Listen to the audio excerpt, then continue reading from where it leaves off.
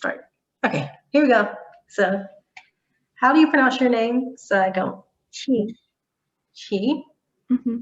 Okay, just wanted to make sure. So, thank you for doing this project with me, especially after all the technical difficulties and everything. Is really great that you're able to join me.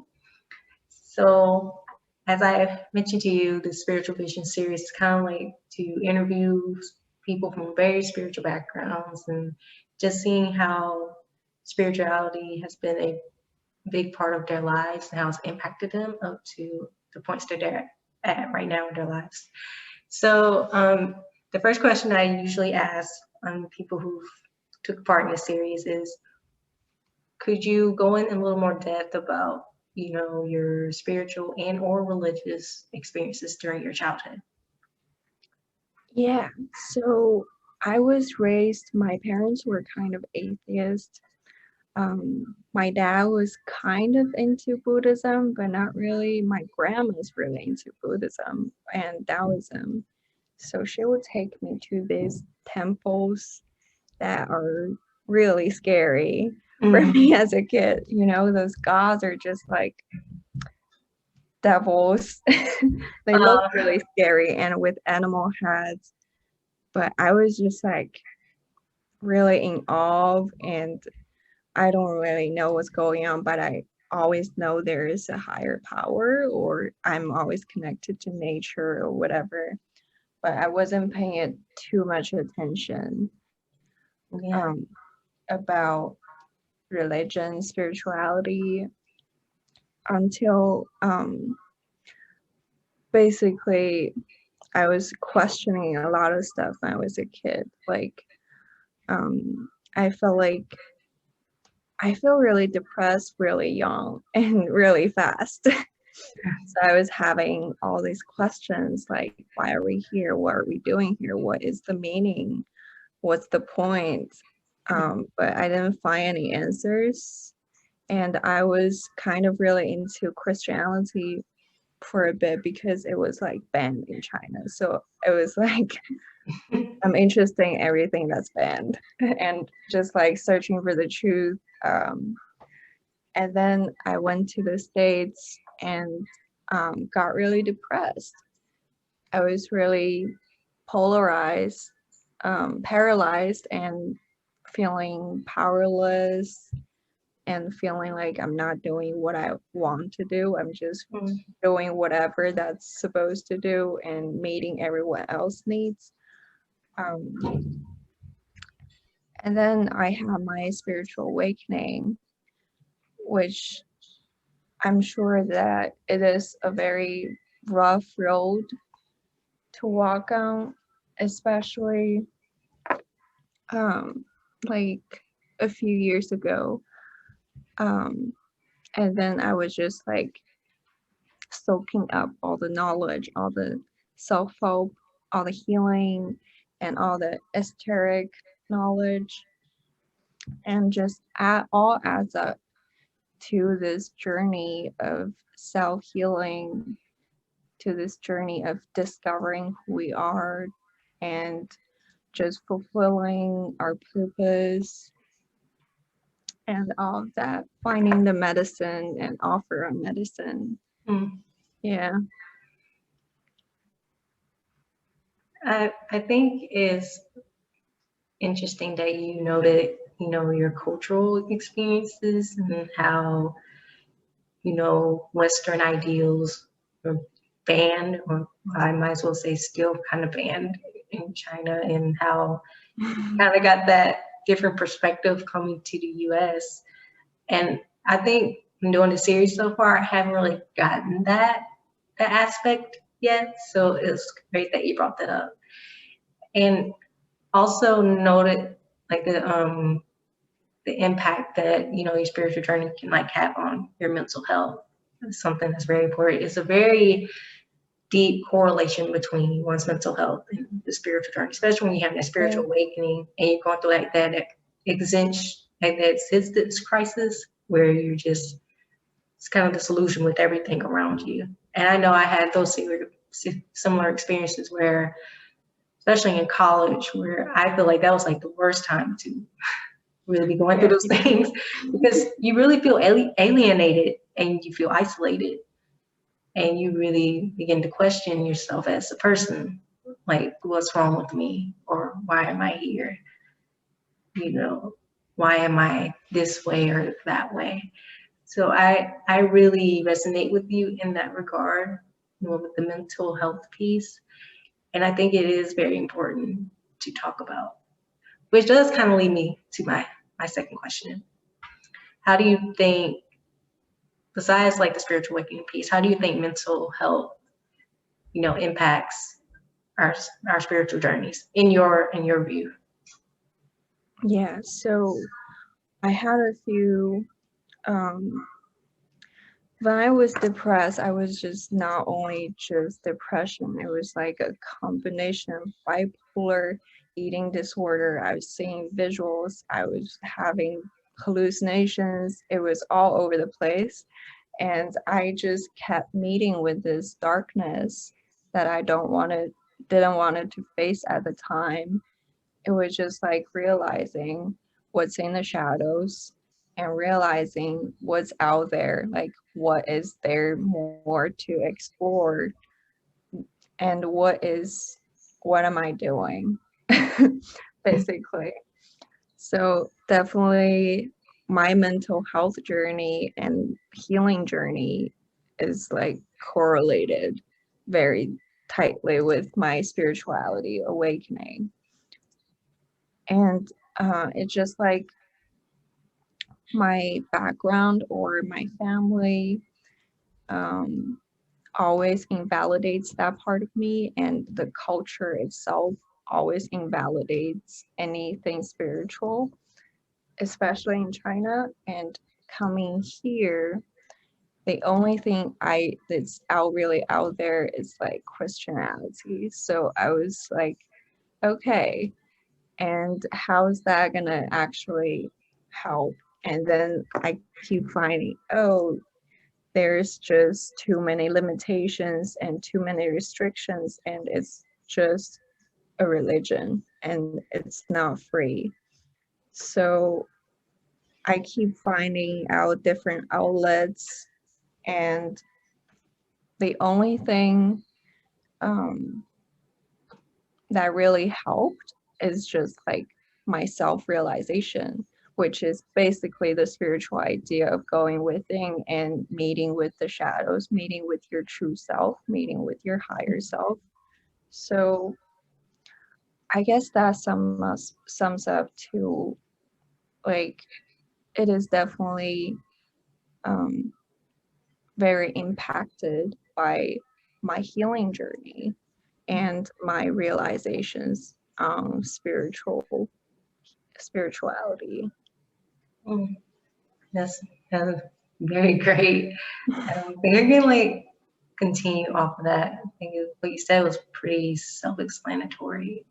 And I've been following you on social media for quite a while, and a lot of your messages about meeting with your higher self and like raising your frequency and your vibrations, they really resonate with me, especially in this time period that we're in now, where there's just been like a lot of paradigm shifts, you know, astronomically, social issues, with pandemic. There's a lot that's going on, and some of it I feel it can't really be explained logically. There is kind of like that spiritual piece to it.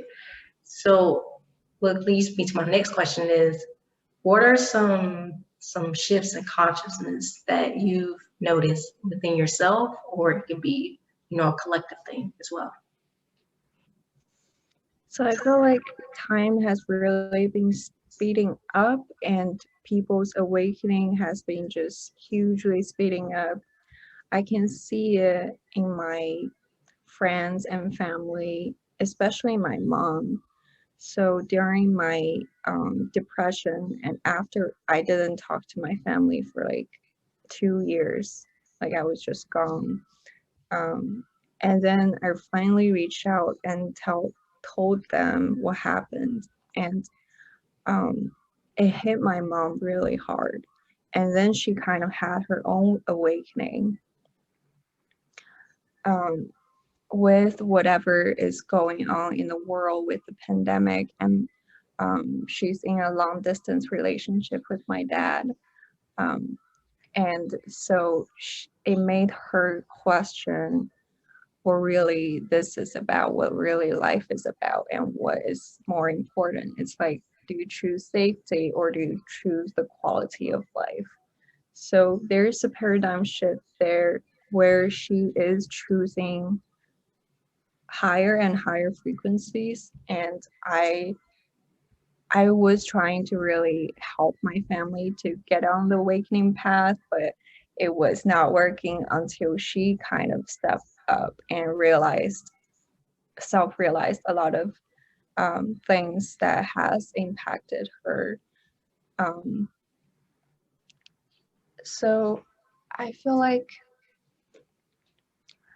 I just see so many things that are happening, and I just had um, an elementary school friend message me randomly. We'd never talk, and she just said she dreamt about me yesterday. Interesting. And yeah, and then we had a long conversation just this morning about we both got bullied in elementary school, and she kind of stood up for me and then let other people know what's happening, and that totally changed my childhood, totally changed my world view of things. That, oh my god, I can like have a say in this. Before that, I was completely powerless. I was completely just like let life happen to me. um, so we had that talk, and she is dealing some mental health stuff right now, and she just had the intuition to contact me. And just things like that, it's like wild. People just like connecting with each other, especially during we cannot physically visit. um, um, but it definitely is a catalyst for a lot of awakening and just ego death, and transitioning happening. Yeah, I think it's personally for me, I think it's a beautiful thing. I know things may seem a little out of whack and crazy right now, but it is a beautiful thing to see people who are awakening to their true selves.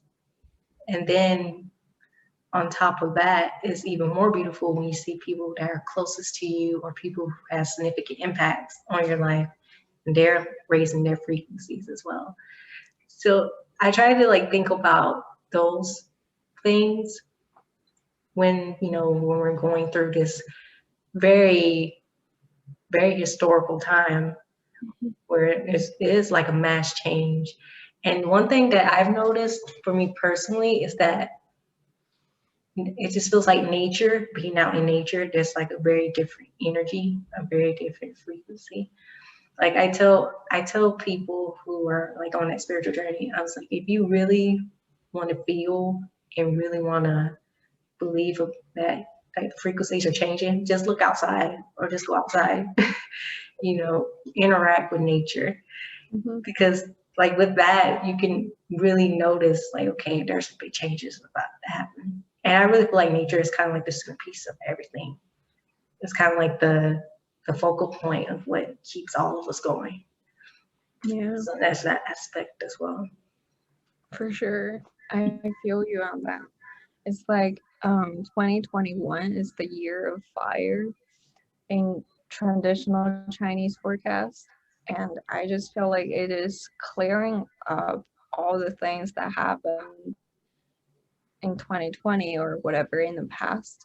Mm. And it's just like the nature's way of renewing and rejuvenizing.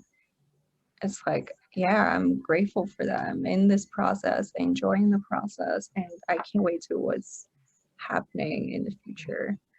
Like Yeah. what awaits stuff after this. And I've been like greatly like paying attention now, not necessarily like the media aspect of it, but kind of like more of the natural piece. because usually when you look up, say like you look up in the sky at the sun, or you're like me, I'm more of a moon person because I personally feel that the moon impacts women a little more than men. So I do pay attention to the moon and like the phases and just seeing like how the shift happens through those phases. I just think that is very important. And it's very interesting to see how this year will play out. Granted that some interesting things have already happened, but you know, we got about 10 months to go. Exactly. Yeah. So I also noticed on your Instagram that you do music. So I want to know a little bit about your musical background and what got you into it, and just a little bit about your style of music that you do. Oh yeah, so I started out DJing because I did not grow up with any kind of musical training, anything. I was like studying finance in college and realized, oh my God, what am I doing? I have no interest in this. And so I literally just Googled DJ school.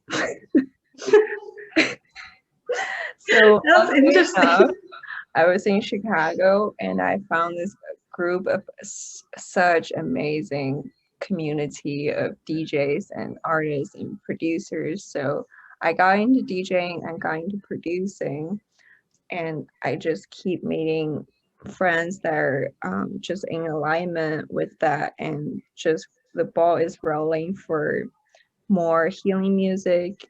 Um, I I try to record, put like binaural beats on my meditations. It's still in the process. And it's just like the style is basically experimental. So I also do poetry. So I put spoken words on a beat and it just like experiment with it.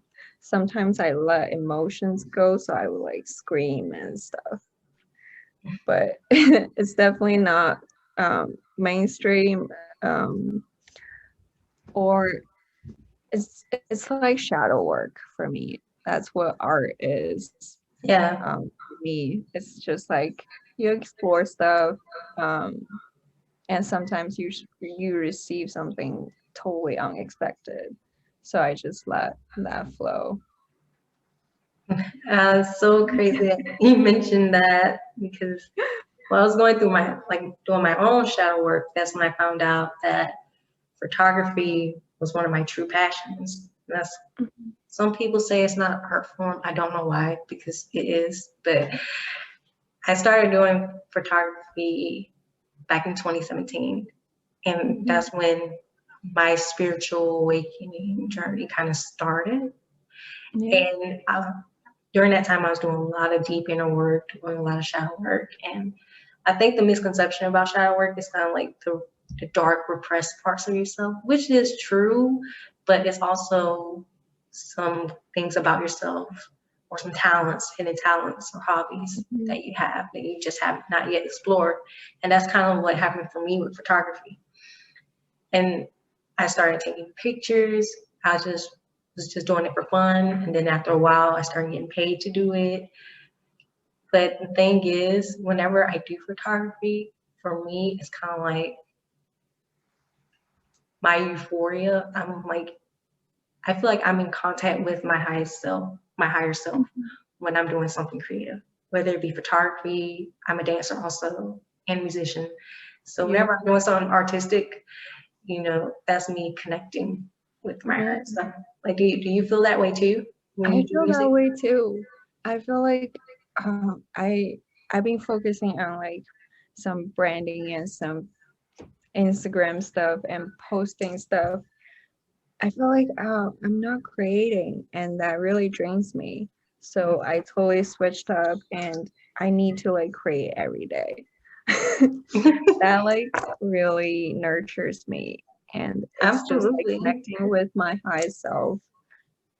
Especially writing, I is something that I just cannot let go, cannot give up for even one day. Um, I just need that connection and need to get in touch with my soul and my heart and get myself centered. So yeah, I totally agree. Mhm. And I think another thing that I've noticed, some of my closest friends, they all have some kind of artistic background, Mhm. and they are on like that spiritual journey as well. So it really made me wonder, is there like a time, or at least the kind of link between being in arts and like having like that spiritual journey? Because that's something I've noticed, especially with the people in my tribe. I like to say tribe, but they're my closest friends. They all either sing or they dance or they write poetry or they play instruments, or they're painting. Very artistic people I surround myself with. So I always wonder about that. And I think pretty much every interview I've done in this series, the person has some kind of artistic background, which I think is pretty cool, but also insane when you think about it. Mhm. I always wonder about that. Yeah, for sure. I have people in my life as well that are just very talented. Um, some even connect with mental health issues with artistic expression. Mm, I used to think that way too. It's like, yeah, I need to be depressed to make great art or something like that. Um, now I see it as like a way of channeling. It's just like whether you're acting, whether you're communicating, it's just like channeling through and let the flow through you for that creation process, mm, whatever the art form is. I see it as like, you can say it's shadow work, you can say it's dive into your subconscious, but whatever words you use, it's kind of like this channeling experience and feeling connected with whatever you love, whatever you're drawn to. And that is itself is very healing. So um, I think that's my take. yeah. So another big question that I've asked previous people I've interviewed is about the concept of energy, and like how it really impacts everything that we do. So I know it may be kind of broad, but I kind of want to know your take on energy and frequencies, and how to be able to like channel that. Like for instance, I'm an empath, so I have the ability to take in other folks' energy Mhm. and Yeah. emotions. And sometimes I have the difficulty judging whether if this is my energy or Mhm. is someone else's. So I kind of want to know your take on that. Yeah, for sure. I have a lot of psychic attacks growing up and recently because it's kind of chaotic out there. Mm, So I noticed um, some of the thought forms or energies, frequencies that are just like floating around. And if I'm in a really bad mood or I was in a trauma cycle, whatever, and they attach on me. So I felt that very vividly. And then there's like divine light when I was like just maybe just finished a meditation or just taking a walk very randomly. And I will feel this rainbowy white light, especially on my left shoulder. Um, that's just like reminding me, um, it's like a fountain of light showering.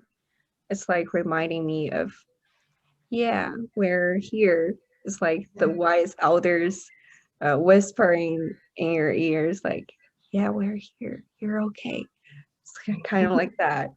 So, um, yeah, I definitely resonate with everything is energy, and we can basically shift everything within that energy. We can master it, we can alchemize it.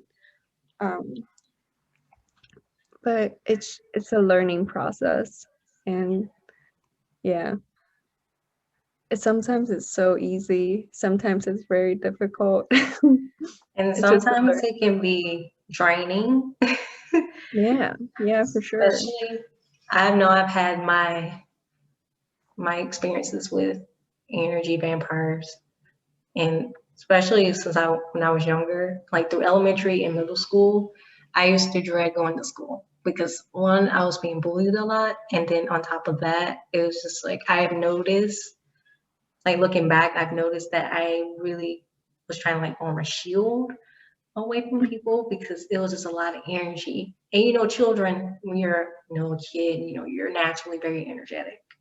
You have all this Yeah. energy, and you're playful, you want to have fun. But for me, it was just like there were some instances where I didn't want to do that, Mhm. and I found myself very like distant from myself for a long time. And this was like years before I even knew what an empath was, or the concept of protecting your energy, and treating your energy as like a sacred entity, because it is very sacred.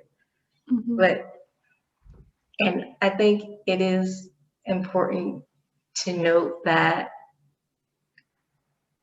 even in the midst of your interactions with people, we still feed off of each other. So Yeah. naturally, we're going to get drained anyways because we're feeding off of each other. Say I'm having a conversation with you, we're talking, and we talk for a long period of time. Even if we ended on like a high note, and there's like good energy, good vibes all around, there's still kind of that drainage because you're still giving your energy. And I Yeah. think on top of that, I'm an introvert as well. Me too. So it so it's like the way you're wired as well. So I find all of this stuff to be very interesting. And I think for me personally, I'm kind of glad that I'm learning these things as I go on my journey, because one, it just confirms that I'm not crazy. And Mhm. two, it really put the pieces of the puzzle together, and it really like helps me come to terms with certain issues that I was going through growing up. Yeah, for sure. Especially when you kind of raise your frequency on a high note, and then you will notice everyone wants a piece. Um, yeah, that will be frustrating and really draining. So one thing I do is like I envision a pyramid, and that's just like blocks everything, and no one can read my information if you're remote viewing and all that kind of stuff. So I don't like to be shared that much. So I do a pyramid or cloak, whatever.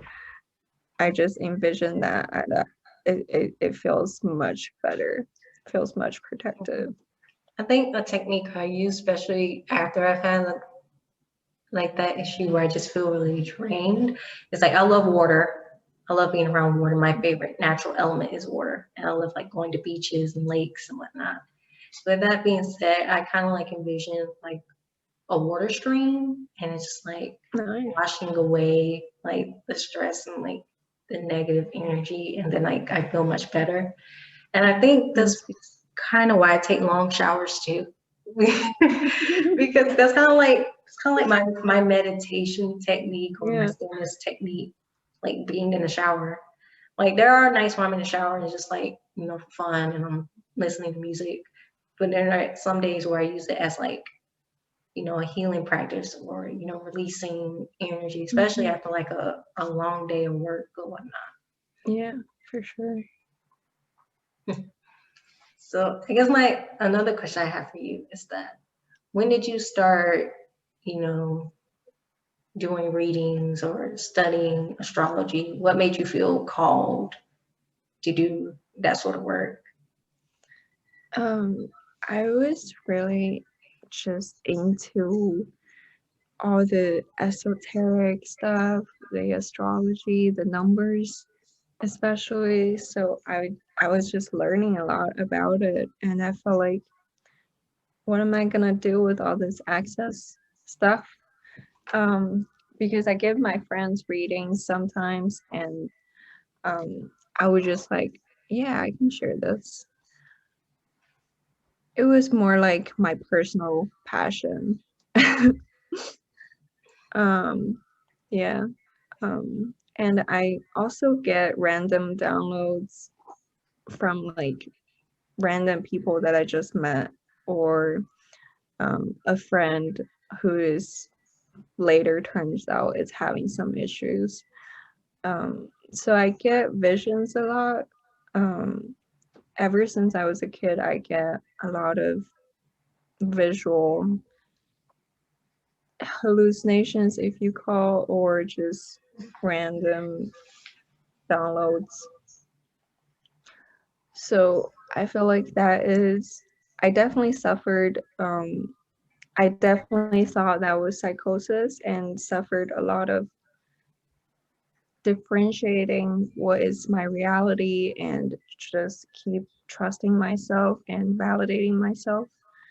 I definitely went through a lot of drainage of that, but finally I'm more and more step into the power of it as well. So that is the piece that is very unique to me. So that is the why I wanted to share. Oh. And I think it's interesting. I have several friends that study astrology, especially friends who have an indigenous background. And they also always tell me how, study things astronomically, it like impacts them on a daily basis. And it really helps them understand themselves, but it also helps them interact with other people. Mhm. So I have one of my best friends. She's a Cancer. I'm a And Cancer too. oh my God, that was insane. And I'm a Pisces, so Okay, it's I Pisces season. it's my time. And she always teases me about how I'm like so daydreamy or very sensitive. And I am. I do tend to like zone out a lot. And I can be not just like sensitive, like I'm a crybaby. I mean, I am a bit of a crybaby, but like just sensitive to like certain energies and like certain environments, certain people.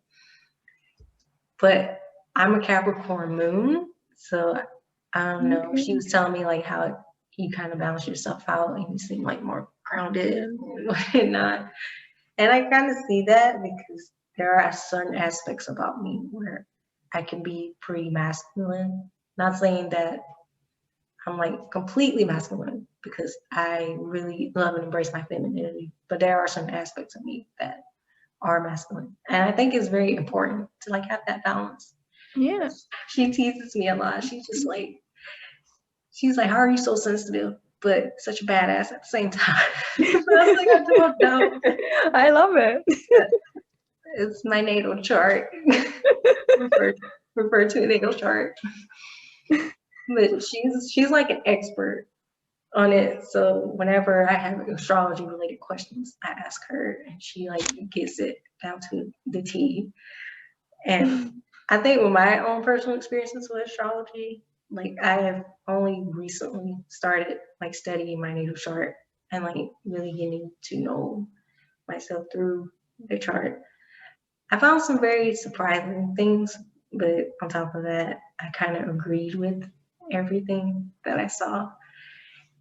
Is I guess for me, it's kind of like how does these certain aspects of my chart impact me? Probably because I haven't seen it come into action yet, or I haven't really like done anything that's come to action with it. So I kind of just take it with a grain of salt. But I know my sun sign, my moon sign, and my rising. My rising is also Pisces. So there you go. It's very interesting. I think it's very interesting stuff. Yeah, I'm a Saggy rising and a Taurus moon. So yeah, it's like I have this deep grounded connection with the moon, and with the Taurus energy, it's just like I need to get my emotions down to earth and just like being centered in that. Yeah. And when I read about the Capricorn moon, I don't know, I felt really called out a bit because for me it's just like, oh, I do tend to keep my emotions inside and not say anything and just deal with it. And those, like when I read my whole report, there were some aspects I was like, yeah, this all makes sense. And then there's certain parts that I just feel so called out. It was just like, didn't need to read that, but it's true. But overall, it is very interesting. So I guess my last question, or kind of like a closing point, is I like to ask my people who take part in this project to give like a message of encouragement to people, especially during this very difficult and uncertain time, and just give them like words of advice of how you can continue to increase your frequencies and continue along your spiritual journeys, especially in the midst of the hardships that come with it. Yeah, it is definitely not easy, especially during this time, but everything is still working in your favor.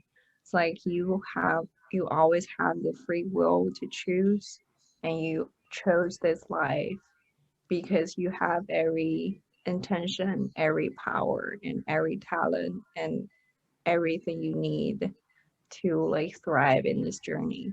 So just trust in the divine, trust in yourself, and just give yourself so much radical love, radical self-acceptance, especially this month for these times.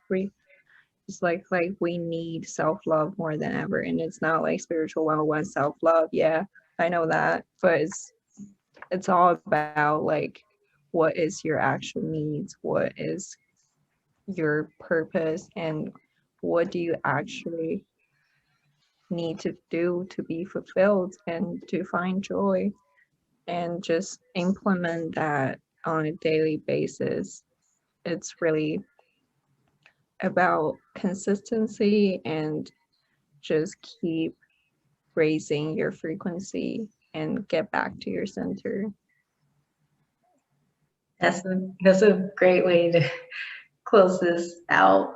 I really just want to say thank you so much for taking part in this project. It's been a pleasure speaking with you, whether it be virtually, but like having a conversation with you for the first time. I really enjoy reading your work and following your work on Instagram, and I just want you to keep up the great work. It's Thank you amazing. so much for hosting this and facilitating this community that you're kind of building already. So thank you so much for your vision and your invitation for this conversation. I enjoyed a lot talking to you. Thank you so much, and we can do this again anytime. Yes. Thank you so much. Bye. Thank you. Bye.